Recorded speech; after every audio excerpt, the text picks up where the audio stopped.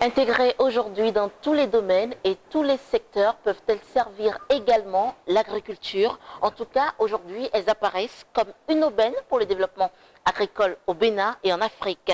Il s'agit des technologies de l'information et de la communication. Agriculture et finances digitales, c'est le thème de notre émission. Je reçois pour vous Abdou Aziz Sobabé. Il est directeur de l'informatique et du préarchivage au ministère de l'Agriculture, de l'Élevage et de la Pêche. Bonsoir monsieur. Bonsoir madame. Comment allez-vous? Ça va très bien. Alors bienvenue à vous, monsieur Abdou Aziz Sobabé. Vous êtes directeur de l'informatique et du préarchivage au MAEP. Comment se porte aujourd'hui au Bénin le secteur agricole? Bon, enchanté madame la journaliste. Le secteur agricole au Bénin se porte à merveille. C'est un secteur qui constitue l'un des piliers de notre économie nationale et quand on le dit ainsi, il ne s'agit pas d'une affirmation. Cela est sous-tendu par des indicateurs macroéconomiques très importants et si vous voulez, je peux en citer trois très rapidement. Allons-y, oui. Premièrement, le secteur agricole occupe environ 70% de la population active, 70%. Ensuite, c'est également un secteur qui contribue pour près de 22% au PIB. Et pour finir, c'est un secteur qui fournit environ 15% des recettes d'exportation et 15% des recettes de l'État. C'est vraiment un secteur clé, en tout cas pour l'économie nationale. Et aujourd'hui, vous intégrez l'utilisation des technologies de l'information et de la communication. Comment pensez-vous que ces TIC peuvent quand même servir au développement agricole au Bénin? Ah oui, les TIC peuvent valablement servir au développement du secteur agricole parce que je peux prendre quelques domaines d'application. Le premier domaine dont je vais parler, c'est le domaine du conseil agricole. Par le passé, nous faisons le conseil de façon traditionnelle, c'est-à-dire un agent d'encadrement qui va auprès des producteurs et leur parle, leur montre comment ils doivent faire les pratiques culturelles. Avec les TIC, le producteur peut être dans son champ et avec son téléphone portable, il peut juste appeler un call center où nous avons des agents d'encadrement qui sont derrière le fil et qui peuvent répondre aux producteurs, donc sans que l'agent se déplace pour aller dans les champs. Donc le producteur peut avoir accès au conseil agricole à distance. Également, nous avons la possibilité d'utiliser des vidéos. Au lieu par exemple d'aller parler en théorie aux producteurs, on peut également organiser des séances vidéo où on leur projette des bonnes pratiques et de sorte qu'ils puissent apprendre ces bonnes pratiques par l'exemple. Vous voyez, et également, nous avons également les possibilités d'utiliser l'agriculture de précision. L'agriculture de précision qui se développe de nos jours où on peut utiliser des drones sur les exploitations agricoles pour faire la surveillance, à savoir s'il y a des attaques parasitaires, s'il y a des feux, etc. Et donc ces drones peuvent nous servir d'éléments d'alerte pour pouvoir mieux protéger les exploitations agricoles. Donc les cas d'application des TIC sont effectivement nombreux. Nous sommes en Afrique et nous sommes au Bénin. On sait que l'électricité, ça n'existe pas tant. Donc, est-ce que toute cette stratégie, c'est pas un peu du leurre? Non, en réalité, la stratégie n'est pas... Parce que les zones rurales ne sont pas électrifiées. Effectivement, les zones rurales ne sont peut-être pas suffisamment électrifiées, mais il faut dire, partout où il y a un besoin, il y a des stratégies qui se développent. On a constaté tout dernièrement, à travers une mission qui a été organisée, que les populations rurales arrivent à avoir accès à l'énergie à travers des panneaux solaires, à travers des groupes. Et on a constaté curieusement même qu'il y a un business qui a été créé autour de l'électricité, où des promoteurs achètent des groupes électrogènes. Et donc les gens vont à ces niveaux-là charger leur portable à 100 francs par chargement et donc on constate donc que d'une manière ou d'une autre, les populations rurales arrivent quand même à trouver des solutions de contournement à l'absence de l'énergie conventionnelle. Si ce problème d'électrification de certaines zones rurales est réglé, qu'en est-il de l'Internet? Parce que pour pouvoir avoir accès à des vidéos, c'est de l'Internet. Effectivement. Bon, en ce qui concerne l'Internet, il faut dire qu'il existe effectivement beaucoup de zones blanches dans notre pays, c'est-à-dire c'est des zones où il n'y a pas de couverture des réseaux de télécommunications, il n'y a pas accès à l'Internet, etc. Et donc aujourd'hui, il y a des actions qui se mènent pour pouvoir densifier le réseau d'accès à Internet et également les réseaux de télécommunications. Et donc cela constitue effectivement des préalables, mais des actions importantes sont en cours quand même à ces niveaux-là. Lesquelles actions concrètes quand même? Bon, les actions concrètes, si vous en voulez, et actuellement, par exemple, il y a un projet qu'on appelle le PDUDT. Et donc, il y a un projet qui vise donc à augmenter le maillage de la connexion Internet dans le pays. Et c'est un projet qui est très, très avancé. Et donc, d'ici là, si tout va bien, les travaux sont en cours, des tranchées sont creusées, des fibres sont posées, etc. Pour le moment, tout le monde n'en bénéficie pas encore, mais dès que les travaux seront terminés, on va constater quand même un impact important en termes d'accès à Internet. L'utilisation peut faire le cultivateur pour les technologies de l'information et de la communication pour dynamiser sa production. C'est un cultivateur. Comment est-ce qu'il peut utiliser l'éthique pour améliorer sa productivité? Oui, il y a plusieurs manières. Je peux citer un cas par exemple. On dit qu'il faut en principe vendre avant de produire. Quand on produit, il faut vendre. Quand on produit qu'on n'arrive pas à vendre, c'est un problème. Voilà. Et donc, il y a la question du système d'information de marché.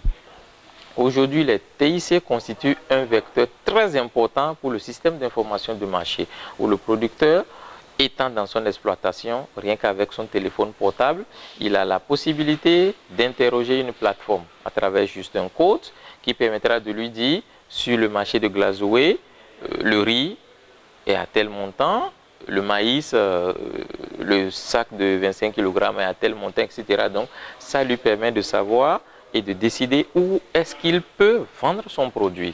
Et donc, le système d'information du marché à travers les TIC constitue un facteur important que les producteurs peuvent utiliser pour pouvoir améliorer leur production. Est-ce que vous êtes conscient du niveau d'analphabétisme dans ces zones-là? Déjà que aujourd'hui, de l'autre côté, on n'arrive pas à s'en sortir avec l'éthique, on n'arrive pas déjà quand même à bien s'en sortir. Comment est-ce que vous pensez que ces cultivateurs, ces producteurs qui n'ont aucune instruction peuvent s'en sortir avec cette éthique? Oui, en réalité, la question d'alphabétisation ne constitue pas un véritable obstacle, dans la mesure où la plupart des applications qui sont mises en place sont des applications sur mesure. Quand vous dites sur mesure, c'est quoi? Oui, sur mesure, ça veut dire que c'est des applications qui sont adaptées aux réalités de nos producteurs. Elles ne sont pas en langue? Elles ne sont pas toujours en langue, mais il y a des applications en langue. J'ai parlé tantôt de call center. Au niveau de nos call centers, par exemple, l'agent d'encadrement qui est derrière, non seulement il délivre son service en français, mais également en langue nationale. C'est-à-dire le producteur peut donc appeler, poser son problème, demander par exemple pour tel type d'intrant, tel type d'engrais, quelle est la dose que je vais utiliser à l'hectare, etc. Il peut poser ses problèmes en langue.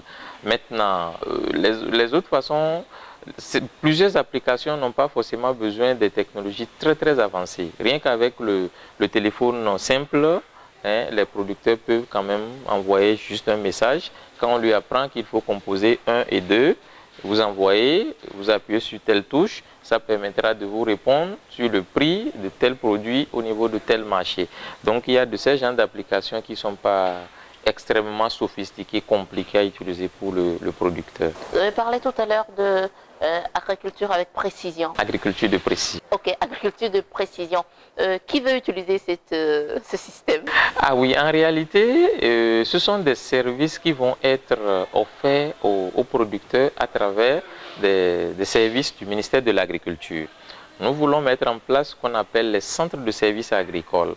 Et au niveau de ces centres de services agricoles, il y aura des spécialistes qui, eux, vont gérer ces drones dont j'ai parlé, mais les producteurs, ceux qui ont des exploitations agricoles, vont pouvoir bénéficier des services de ces drones. Il ne leur reviendra pas de manipuler les drones, ils ne peuvent pas le faire. Mais il y a des services spécialisés de notre ministère qui vont donc les appuyer pour pouvoir bénéficier des avantages qu'offrent ces nouvelles technologies. Je ne sais pas si c'est moi qui comprends mal, mais est-ce que ça voudrait dire que dans la stratégie mise en place par le MAEP, ne seront considérés que les producteurs à grande échelle? Pas forcément. Parce que le cultivateur qui est plutôt solo, qui se démerde comme il faut, doit être quand même concerné. Exactement, ils sont concernés, mais toutes les applications ne vont pas forcément concerner tout le monde. Quand je parle de drone, par exemple, il faut de grandes superficies pour pouvoir rentabiliser le service d'un drone. Les autres petits producteurs qui font de l'agriculture familiale et autres sont concernés, mais pas au niveau de toutes les applications. Nous allons parler de la finance digitale à présent et dites-moi quelles sont les garanties sécuritaires face à la cybercriminalité avec ce système. Les garanties sécuritaires, c'est d'abord au niveau des applications qui sont développées où on anticipe autant que possible sur les questions de cybercriminalité. Mais il faut dire que la BCAO, qui est aujourd'hui le régulateur en matière de finances digitales, prend également un certain nombre de mesures à travers des dispositions que la BCAO demande aux réseaux de télécommunications de pouvoir prendre pour sécuriser leurs applications. Mais le maître mot en cette matière, puisqu'il n'y a pas de solution magique, c'est la sensibilisation. La sensibilisation du producteur et également la sensibilisation au niveau des points de service mobile money pour pouvoir donc apprendre aux gens quand quelqu'un vient à travers, quand vous constatez tel comportement, etc. Il faut faire très attention, redoubler de vigilance, etc. Ne donnez pas votre code à tout le monde. Le code il est très confidentiel. Si jamais vous le perdez, voilà les risques que vous courez. Donc, on fait également beaucoup de sensibilisation. Un petit préalable avant de continuer. Dites-moi, on parle de finance, on parle de digital. Et finance digitale en agriculture, ça veut dire quoi? En français facile. Finance digitale en agriculture, ça veut dire simplement que le producteur, au lieu de manipuler des liasses de billets, a son argent dans un compte électronique. Dans son portable, il a un compte électronique où il a son argent dans son compte. Donc, il ne manipule pas de l'espèce, mais plutôt de l'argent numérique, si vous voulez. Aujourd'hui, M. Sobabé, le gouvernement béninois fait de la finance digitale une solution pour développer l'agriculture béninoise. Jusqu'à ce niveau, quels sont les goulots d'étranglement qui s'observent sur le terrain? Les goulots d'étranglement, en réalité, les principaux, c'est d'abord par rapport à la connectivité. Tel que j'avais parlé, on note beaucoup de zones blanches. Vous avez beau vouloir utiliser la finance digitale, mais quand il n'y a pas de réseau de télécommunications dans votre localité, vous ne pouvez rien faire parce que tout cela se passe à travers les réseaux GSM. Et donc, il y a un travail qui doit être fait pour pouvoir densifier les réseaux de télécommunications au niveau des zones rurales. Au-delà de la connectivité, est-ce qu'il y a d'autres facteurs qui entrent en jeu? Au-delà de la connectivité, bon, on parle beaucoup de facteurs. Il n'y a qu'une question de volonté politique et autres. Mais aujourd'hui, avec les donnes au niveau du secteur agricole, la volonté politique y est. Et donc, c'est pour cela que nous nous investissons davantage sur les aspects de finances digitales. Mais les vieilles habitudes ont la peau dure, dit-on. Est-ce que sur le terrain, vous ne ressentez pas des réticences? Il n'y a pas de barrières niveau producteur, niveau cultivateur pour quand même intégrer ce système de finances digitales, pour l'accepter et pour améliorer sa productivité? Bon, est-ce qu'ils ne sentent pas que c'est de l'arnaque? Non, pas du tout. En fait, leur préoccupation est peut-être ailleurs. Sinon, sur le principe, ils sont même très enthousiastes parce qu'ils estiment que ça va leur apporter plus de sécurité, peut-être plus de discrétion. Parce que quand vous avez de l'argent, personne ne sait. Tant que vous ne gardez pas de l'argent sur vous. Les préoccupations qui sont souvent évoquées, c'est peut-être qu'un homme qui ne veut pas forcément que son épouse puisse avoir, je ne sais pas, un téléphone, avoir un compte électronique parce qu'il ne pourra peut-être plus la maîtriser, etc. Ce sont ces genres de petites préoccupations qui se posent, sinon sur le principe même de la finance digitale. En tout cas, pour le moment, les populations n'ont pas, les producteurs agricoles n'ont pas d'objection à cela.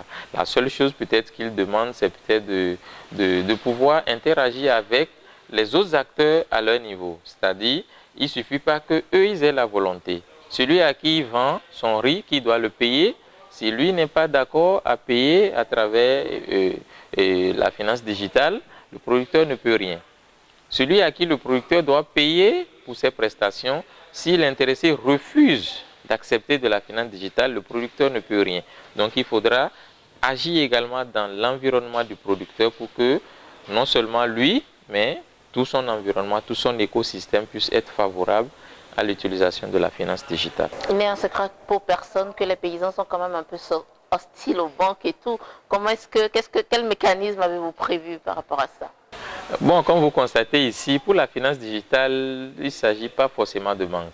Il s'agit juste d'un sont concernés également. Oui, parce qu'il y en a qui essaient de s'adapter au mouvement aujourd'hui. Effectivement, les banques, les systèmes financiers décentralisés, sûr, oui. effectivement, sont concernés. Bon, on ne va pas parler en termes d'hostilité, sinon que les producteurs ils cherchent même souvent à aller avoir du crédit. Et pour avoir du crédit, il faut aller dans une institution financière. Ils ne sont pas forcément hostiles aux institutions financières. Bon, mais le seul problème, c'est souvent la discrétion. Même parfois, quand tu vas dans une banque pour faire un prêt, l'information peut peut-être être connue. Alors que lorsque l'argent est dans son porte-monnaie électronique, personne ne sait quand est-ce qu'il a reçu de virement, quand est-ce qu'il va faire ses opérations. Personne n'est au courant. Quels sont les autres acteurs qui en profitent, à part le producteur et les systèmes financiers décentralisés? Oui, ceux qui en profitent, bon, c'est ceux dont je viens de parler un peu, c'est l'écosystème du producteur, c'est-à-dire tous ceux qui interagissent avec lui. Ceux qui interagissent avec lui, c'est qui? Ce sont les fournisseurs d'intrants. Pour produire, il faut avoir des intrants. Les intrants, il faut les acquérir. Pour les acquérir, donc, il faut voir les fournisseurs d'intrants, les semences, les engrais, je sais pas, les tracteurs pour pouvoir labourer, etc. Mais ces acteurs-là, si on interagit avec eux, ils vont donc pouvoir accepter que le producteur puisse les payer à travers la finance digitale. Également, les usines de transformation, quand je prends le cas du riz, par exemple, et autres, c'est-à-dire en tout cas ceux qui achètent les produits agricoles, il va falloir qu'eux-mêmes également puissent entrer dans le système pour pouvoir payer, lorsqu'ils vont prendre les produits agricoles, qu'ils puissent payer en monnaie digitale au producteur à travers son porte-monnaie électronique. De cette option du gouvernement de redynamiser la filière agricole, un exemple de projet pilote, c'est la filière du riz que le gouvernement a choisi pour développer la finance digitale. Dites-moi, pourquoi déjà avoir choisi le riz? Et parlez-nous quand même un peu de ce projet. Et aujourd'hui, à cette heure-ci, quel est le bilan qu'on peut faire? Oui, en fait, ce projet, il est né d'un partenariat entre le ministère de l'Agriculture et l'Agence des Nations Unies pour l'investissement en capital qu'on appelle UNCDF. Et donc, l'UNCDF a un programme qu'on appelle Mobile Money for the Poor. Et donc, c'est ce programme qui vient en appui au ministère de l'Agriculture donc pour pouvoir soutenir la finance digitale. Effectivement, nous avons choisi la filière riz. Pourquoi avoir choisi la filière riz? En fait, on n'a pas choisi au hasard. Parmi les critères de choix des filières, il fallait retenir une filière qui est structurée. Une filière structurée ou quand même à un bon niveau de structuration. C'est-à-dire une filière où les acteurs sont organisés au niveau des différents maillons, les producteurs, les transformateurs, les commerçants, etc. À chaque palier. Vous pensez que le coton n'est pas aussi structuré? Parfaitement. C'est la filière la plus structurée d'ailleurs. Mais c'est une filière où tout est suffisamment bien organisé, les acteurs sont d'un certain niveau et tout. Et donc on s'est dit, il ne faut pas aller soutenir ceux qui sont déjà à un niveau très avancé d'organisation. Il faut quand même donner la main à ceux qui sont également en train de fournir des efforts. Je ne vous coupe pas. Et l'ananas? L'ananas est également à un niveau de structuration. Mais il n'y a pas que la filière de structuration. Il y a également des critères d'inclusion financière. C'est-à-dire, une filière que nous allons retenir, c'est une filière dont les acteurs sont en grande partie exclus des systèmes financiers classiques. Et donc, nous avons fait les tris au niveau du ministère. Il y a eu plusieurs niveaux de validation. Un premier lot de filières, après on a filtré jusqu'à retenir la filière riz. Et cela a été validé au niveau des instances les plus élevées du ministère. Ok, dites-nous, si on doit faire un bilan à mi-parcours de ce projet en phase pilote. Un bilan à mi-parcours, bon en fait c'est un projet qui vient à peine de démarrer. Nous avons pris quelques mois pour pouvoir formuler le projet. Le projet a été formulé, le document de projet a été validé. Et donc la première grande action que nous avons eu à mener, c'est d'aller rencontrer les producteurs et de faire un état des lieux. Un état des lieux et de voir en termes de préalables. Quels sont les préalables à ce que ce projet soit une réalité? Et donc cet état des lieux a été fait. Nous avons organisé des focus group au niveau de 3 communes qui sont de grosses productrices de riz, à savoir Materi, Tanguieta et Malanville, à titre pilote. Et donc si cette expérience pilote marche, nous allons donc progressivement généraliser au niveau des autres communes du pays qui sont productrices de riz. C'est la fin de cette émission, mais avant, dites-moi, au cœur de toutes ces réformes, quelles sont les attentes du ministère de l'Agriculture, de l'Élevage et de la Pêche aujourd'hui? Ah oui, nos attentes, c'est vraiment que le secteur agricole soit complètement modernisé, que chaque acteur puisse mener ses activités sans beaucoup de tracasseries, sans beaucoup de peine, etc. De sorte donc à ce que les indicateurs dont j'ai parlé en début d'émission puissent être davantage renforcés et surtout que le producteur dans son champ puisse être vraiment épanoui. Au cœur de la finance digitale, l'agriculture face aux technologies de l'information et de la communication. Pour en parler, j'ai reçu pour vous Abdou Aziz Sobabé. Il est directeur de l'informatique et du préarchivage au ministère de l'Agriculture, de l'Élevage et de la Pêche.